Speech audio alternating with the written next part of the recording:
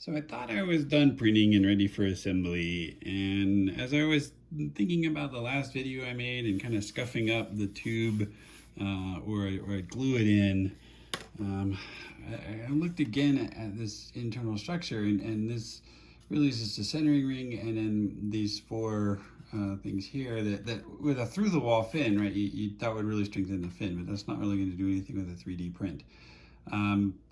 But what I talked about before was some issues with the inner tubes and the pressure, and I started to really think about this again, and the fact that the motor is going to be here, and there's no real way to strengthen this part of the tube.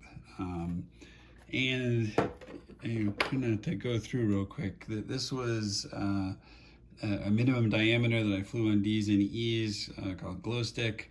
It's been repaired here. You can't really tell, but the tube was damaged after several flights, and ditto for one called Javelin. So in both cases, the tubes were burned and kind of bulged. I mean, they didn't completely fail. And then this was the one I kind of talked about before. This is Ghost in the Machine, and this had a piston in it, and has been, I sort of started repairing it, but basically the entire inner tube just completely shredded. Fortunately, the nose coating recovery system worked, but it's not flyable until I make repairs. So I kind of had the thought of, this is the same thing's going to happen here. So I'm kind of stuck. In hindsight, I would have just printed a full ring in here. I don't think that would have added a ton of weight, and it would have added a ton of strength. But I don't want to reprint that whole big piece. So what I've done is, for the part I could get to still, I wrapped it with tape. There was a hole in here. This is a kind of a scrap piece of body tube as well, and I've wrapped it very tightly with packing tape. I think that will give it some strength.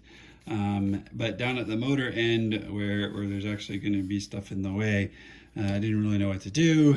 So what I decided to do was go ahead and print a tube that's 3-wall thickness, kind of like the phenolic liners that are in there. And by the way, if you can kind of look at this, that little pebbly stuff that looks almost like one of those music boxes, that's when you randomize the parting line. So instead of having a big Z scar in it, it kind of does that. And this is all PLA plus, so it's really strong and 3 layers thick.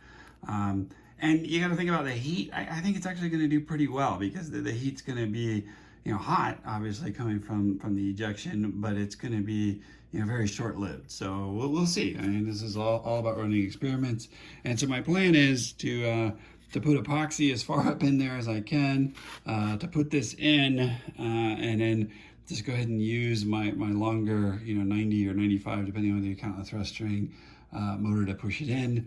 And then of course that left me with another problem of, if I do want to run it on a 70mm motor, specifically like this D12.5, what am I going to do? Well, I just went ahead and built a little adapter that I can glue onto the end of the motor. And then also something that I had to do anyway was go ahead and build a thrust string for it. So with those two pieces, then the geometry of this Estes D motor then matches the built-in, like this F41 example, that has the built-in thrust string already in it. It is 95mm. So hopefully that works.